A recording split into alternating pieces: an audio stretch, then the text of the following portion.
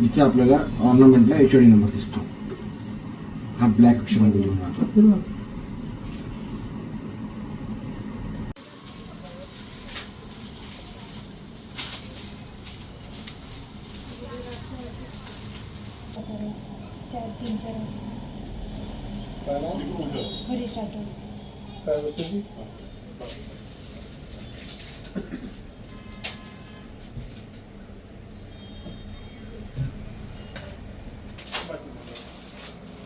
ही अशी दाखवूच नका.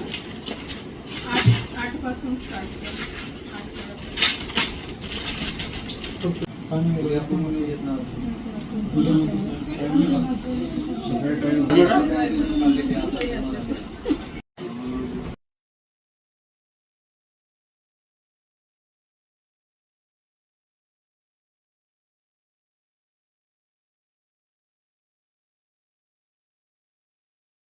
ही अशी दाखवूच नका. 8 पासून स्टार्ट कर.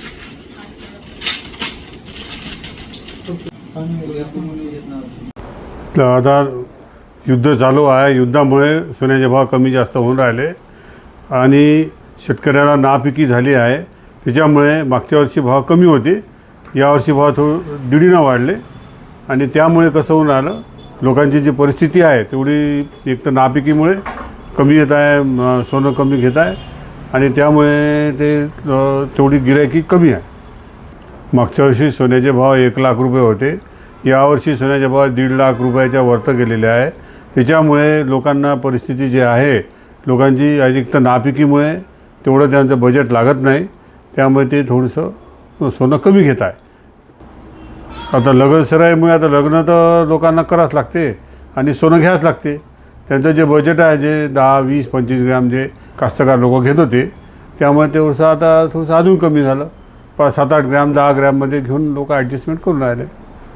युद्ध थांबलं तर आता सोन्याचे भाव कमी जास्त का होते, एक तर कमी होईल किंवा जास्त होईल. लोकांना वाटते भाव कमी होते का असं वाटते, म्हणून लोक युद्ध थांबलं पाहिजे. हे तर विषय चांगलीच गोष्ट आहे युद्ध थांबलं तर, पण आता सोन्याचे भाव कमी जास्त होते त्याचं काही वेळ सांगता येत नाही. काय नाव तुमचं? माझं नाव विनायक जोरस. भाऊ, आजची कंडिशन बघता आज सोन्याचा भाव या युद्धामुळे दुप्पट झाला आहे. समजा आज 1.5 लाख पार सोनं झालं आहे आणि शेतकऱ्यांना 2 वर्षापासून नापिकीचं वर्ष असल्यामुळे उत्पन्न होत नाही आहे. त्यामुळे माझ्या सख्याच बहिणीच्या मुलाचं लग्न आहे, समजा माझ्या भासाचं लग्न आहे. आज मी सोनं करायला आलो. 4 एकर शेती असल्यामुळं, अल्पभूधारक शेतकरी असल्यामुळे माझ्याकडे तेवढा पैसा नाही आहे. आज मुलाचं लग्न असल्यामुळं मुलीसाठी तर सोनं न्यावं लागते. पण आजची कंडिशन पाहता या युद्धाचा फटका सर्वसामान्य जनतेला खूप मोठ्या प्रमाणात बसला आहे. पहिले अगोदर आता मागील वर्षी समजा हेच 6-7 महिन्याच्या अगोदर सोन्याचे भाव 80,000 ते 1 लाखापर्यंत होते. आज सोन्याचे भाव 1.5 लाख पार झाले आहे.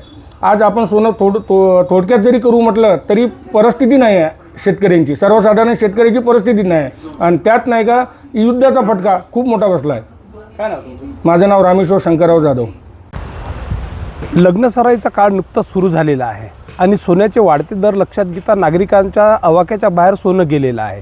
आणि ही अत्यंत दुर्दैवाची गोष्ट आहे की भारतीय संस्कृतीमध्ये सोन्याचं महत्त्व बघता त्याचा दर निश्चित करण्याची जबाबदारी ही पूर्णपणे शासनाची आहे. परंतु रुपयाचं सातत्यानं होणारं अवमूल्यन आणि आखाती देशाचं युद्ध या 2 गोष्टींमुळे सोनं हे आवाक्याच्या बाहेर गेलेलं आहे आणि या सर्व बाबी सर्वसामान्य नागरिकांना फेस कराव्या लागत आहे. दुर्दैवाने आज नागरिकांच्या आवाक्याच्या बाहेर गेल्यामुळे लग्नसराईमुळे सोन्याच्या ऐवजी चांदीचा वापर होण्याची दाट शक्यता नाकारता येत नाही. आणि म्हणून माझं एक विनंती असेल नागरिकांना, शासनाला, विरोधी पक्षालासुद्धा विनंती असेल की या संदर्भामध्ये शासनाकडे पाठपुरावा करून सोन्याचे दर नियंत्रित करण्याच्या संदर्भामध्ये प्रयत्न केले जावे. अन्यथा सोनं हे आवाक्याच्या बाहेर गेल्यामुळे नागरिकांना सोन्याच्या ऐवजी चांदी किंवा इतर धातूचा वापर करून लग्नसराईमध्ये त्याचा वापर करावा लागेल. ही दुर्दैवाची गोष्ट ठरेल.